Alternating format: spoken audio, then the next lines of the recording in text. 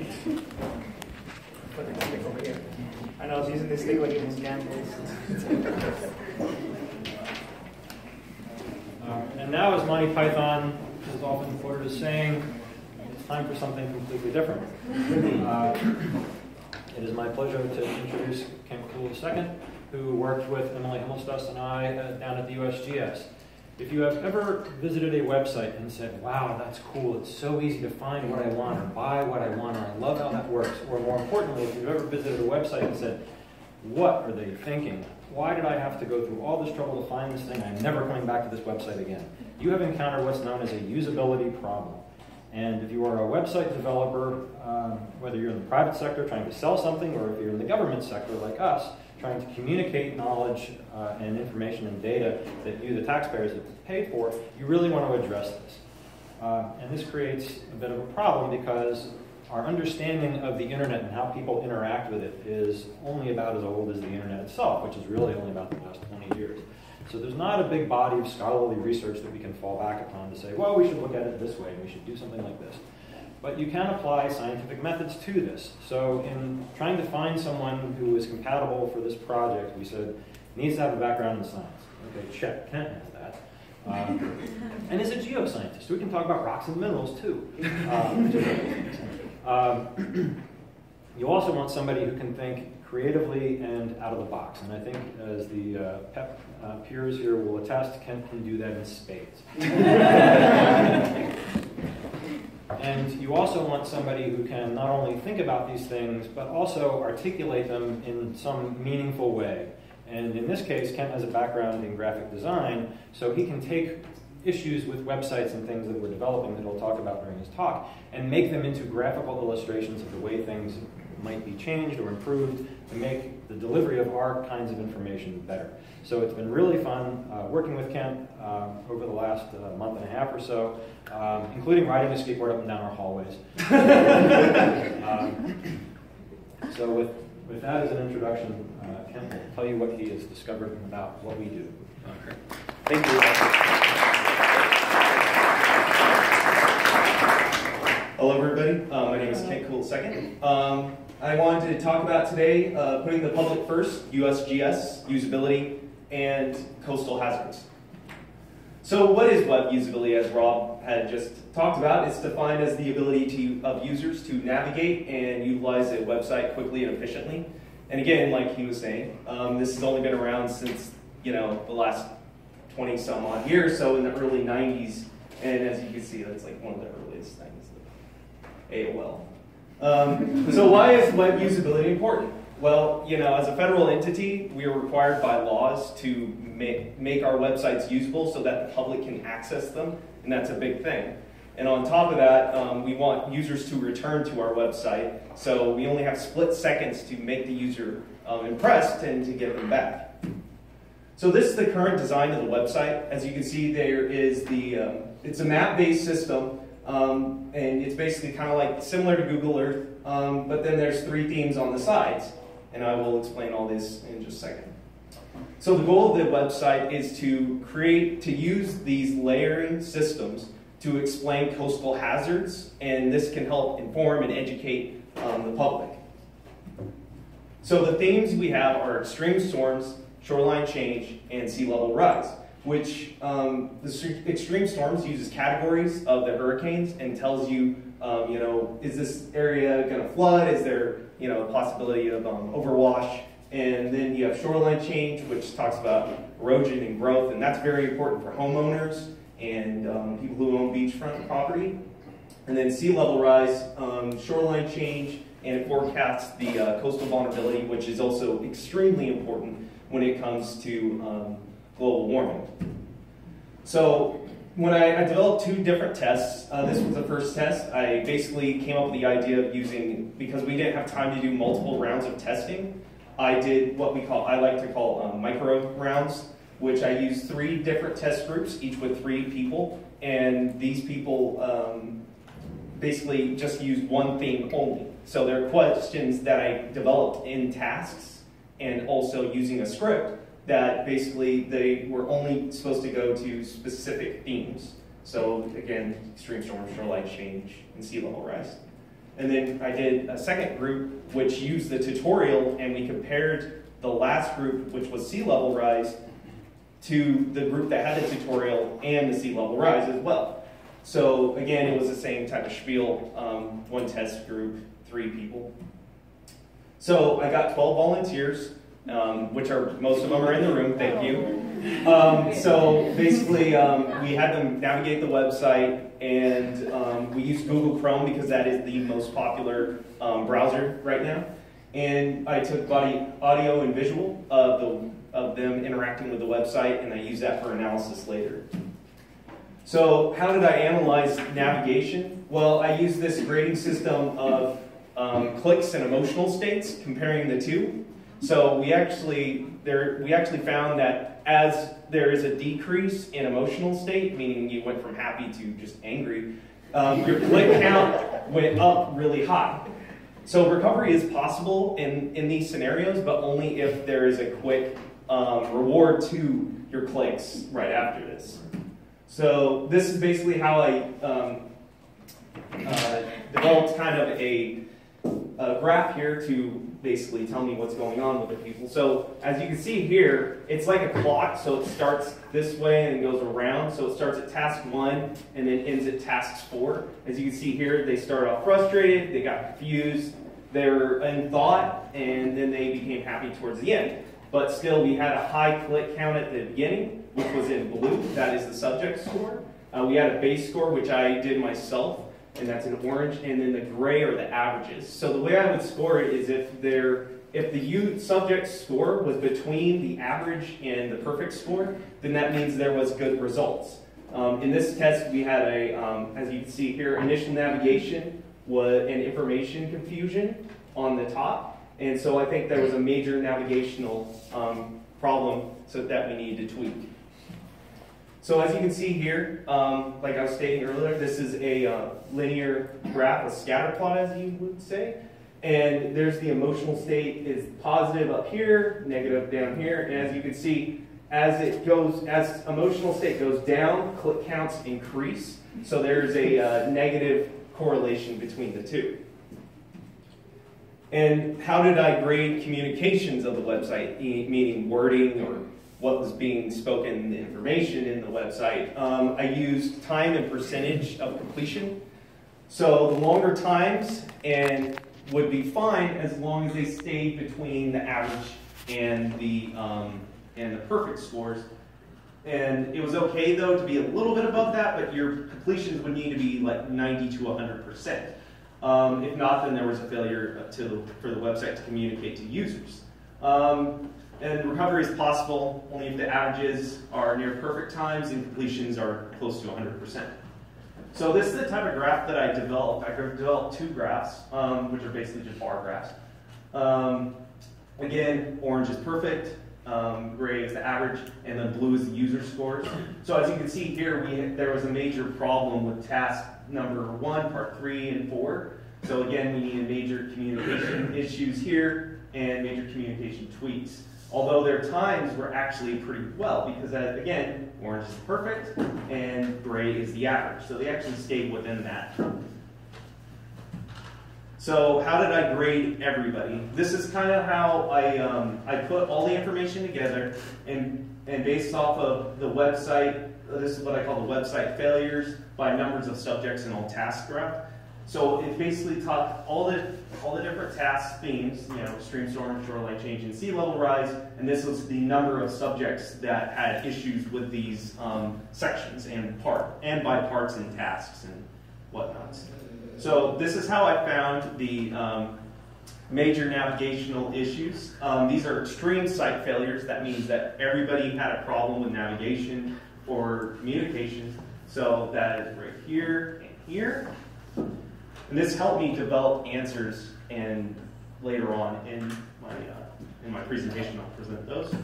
So these were the major issues right here. These are the ones that weren't complete failures, but because somebody got them, but they were still issues. And these are the minor issues right down here that meant one subject had an issue with a particular task and part. So other than that, that was the main group. this is the second group that I did who had the tutorial, who used the same questions for sea level rise. So as you can see here, we still have issues though with initial navigation when it came to finding the tutorial, which was the first part of it. And if you notice, the average is actually pretty high, even down here, but their numbers are actually in between. So there was some retention of the tutorial, but unfortunately it didn't really stick to the whole group. We still had too many issues with it, as I'll show in the next graph, or after this one. So basically, again, same type of material, found matter, communication issues, right here, oh, sorry, so right here. And so, again, just minor communication tweaks would work best. So this is another linear scatter plot. We can see that there wasn't really any change here because the linear trend still was decreasing. So the tutorial really didn't make any difference communicating to the user and creating better usability. So what were the problems that need to be fixed? So based off of the scores that I got on all the graphs, we found that one of the subjects said, "This is painful." So, yeah, I think the biggest problem I saw with a lot of the users was the hidden and blind navigation. There's too high of a learning curve, so that's why the initial click counts and emotional states were negative and high. So, but that meant that using all the graphs and information that I found, that we only had a 33% website initial usability success rate, which is not good. So, like one of the authors that I read to get me prepped for this, Stephen Krug says in his book "Don't Make Me Think," under the subheading "Things that diminish goodwill," and that is hiding information I want, which is the biggest problem on the site. So another major problem number 2 in the navigation is this is actually my home address, and I typed it in, and it gave me 6 different locations for my home address. Wow. Another issue is with the search bar. If you click in a specific city, it will actually zoom you in way too close inside the city, and this had a big issue with users because they would get lost inside the navigation. Then that raised the click counts tremendously. Another issue is the layer tools. I noticed that people weren't finding them. So I actually made this mock-up using Adobe Illustrator and made green icons and bigger icons so that the user could see it a little bit clearer. Another major problem is the more info button. People would click on it, and as you can see here, they would start off looking at a specific area, and they'd click on the button, it would basically cover it up, and when they returned, it would zoom them out of the location. This created a great frustration in the users, and it was, again, a big problem. So some of the minor issues were reset button. Someone had one of the users had a good idea of creating a reset button for them so that it can basically reset the entire home screen and basically start them over again. The bucket tool, some people didn't understand what it did. It's actually a shopping cart, but some people didn't understand how it was working. And also there's a breadcrumb trail, which actually helps people navigate back, but the back button was small and people didn't notice it, and that was a minor issue with some people. So in the communication fields, one of the biggest problems is that they had an identity crisis where people didn't know whose site this was. They didn't know who CETA and CMGP was, even though that's the main icon on there. So I suggest the idea of using the USGS logo because everyone believed it was a USGS website. So continuing on, another communication issue is when people were clicking the layers, the cities they were looking for were actually being covered up, and that became an issue because they weren't sure if they were still in the right area or if they're like, well, where am I looking for? So that was a big problem. And also some people felt like it wasn't fully loading, so there's these gaps in the data. But I feel like there needs to just be a color in there so it says no data so that people aren't being confused by that missing portions. So minor problems in communication, tabs are too wordy, difficult terminology. inundation, it just means flooding. So I don't know why they use that term. So minor problems number 2 is legends is too big, covered up people's maps. Also, in the other spectrum, my other test for the tutorial, we found that the take the tour button, people had a hard time finding it, 2 of the 3 users. So I suggested the idea of putting it on the home screen so it makes it directly available to the user and they can quickly get to it if they are lost. Also, another major problem in the communications that we found during the tutorial test was that there's confusing wording. So actually, this is a separate tab, but if you click on the sea level rise tab, and this actually says shoreline change forecast, and this is in 2 spots. So people were becoming confused by this, and that led to, again, a decrease in emotions and an increase in click counts. So this is the current design of the website, and so I actually went in Adobe Illustrator and designed basically like a prototype style website homepage. So this is my idea for the new web page. There's actually extreme storms, shoreline change, and sea level rise are now actual buttons, and they're more visually suggestive of what the title means, and I think that'll give people a better cue of what these tools are. I also made it more open and made the map larger so you can actually see everything and it feels a little more spacious. There's an index button I added as my own preference. So if you actually click on this, it will bring up cues, which I will show you in the next slide. Also, I added a reset button down here in the corner so you can basically reboot.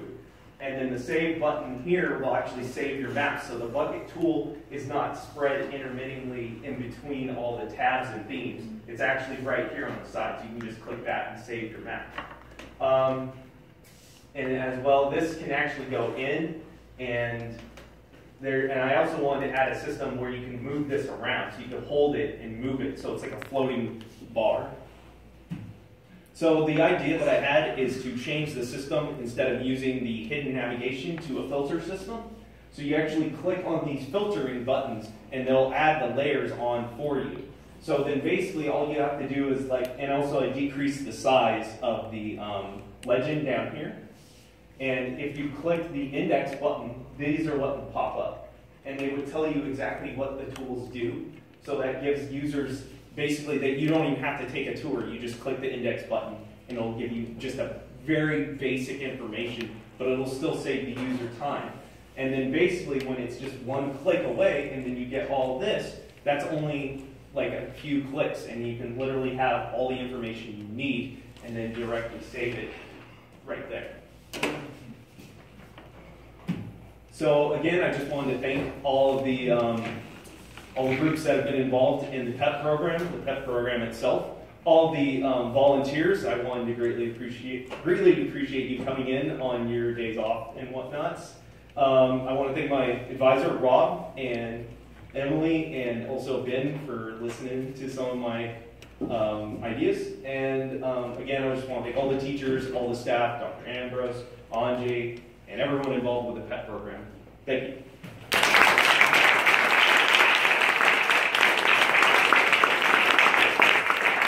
And is there any questions at this time? Yes, Ben? If you're allowed to say, did you see any generational differences? No, I understand. Actually, no. You'd be very surprised. The generational difference, it really didn't make that much of a difference. There was some people who were maybe in the older bracket that had a little bit harder time, but some of the success rates, which was really interesting, really didn't matter on age. There were some people that were confused by this website who were younger, and people who were confused by it that were older. But then we also had successes with older individuals and younger individuals. So actually age was interestingly not too much of a factor when it came to successes and failures. That's encouraging. Unbelievable, but okay. Did I answer your question? Yeah, and I just mentioned it because, it took me a while to get going on my iPhone, but my 5-year-old daughter picks it up. Oh, I'm 24 and it takes me a while to get on the iPhone, so it's like, yeah. Another question? Yeah. Yes. In the sense of the people that you chose to do the testing, Yeah. would you think that there's an inherent bias by the fact that they know you and that they know you and they might maybe be kind of not as angry as you would with a complete stranger?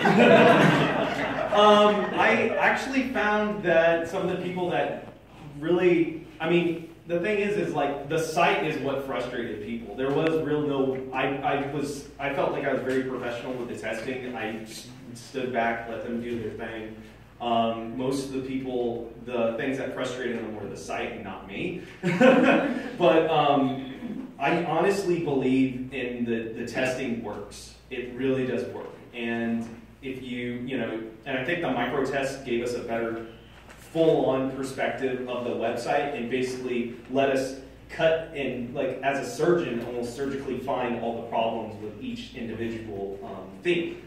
But I don't necessarily, I felt like everybody did it to the best of their abilities, and if they, I'm pretty sure that some people, if they were to do this at home and they're like, man, I'm tired and lazy and I don't really feel like doing it, that's the same way that I want them to perform that way. I want to see how everyone's reactions are. You can't, it's better to have everybody do what they normally do than people come in and just be like, oh, I'm going to do this test. And I made sure that if people were getting frustrated, I asked them, I said, are you getting confused? Are you frustrated? You don't have to complete the tasks.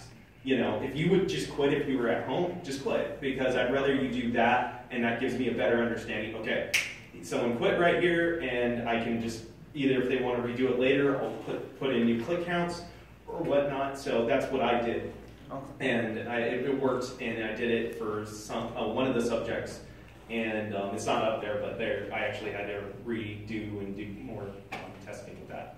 Another question? I think it's all in. No, it was more like a comment. It's really interesting when you see kids because they try everything. And when you're at a certain age, you're kind of biased the way you go into a computer. Like, all right, I'm expecting to see this and that. Right. So, I see my daughter. She now can kind of navigate in the simple kids section of my Mac right now. So, but that's because she's been trying to do it all. Oh, this doesn't work. And that's not the way we work sometimes. We look for it. Yeah.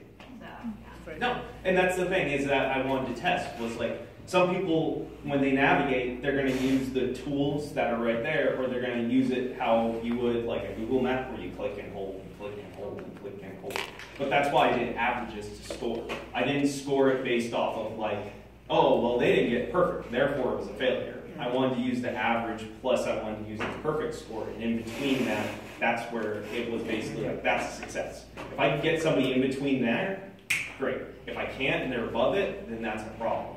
So that's how the grading scale worked. Is like, in the book that I read with Stephen Krug, he said grade on a curve, and that's how I felt like was the best way to grade this sort of testing. Is there any other questions? There's no other questions. Let's get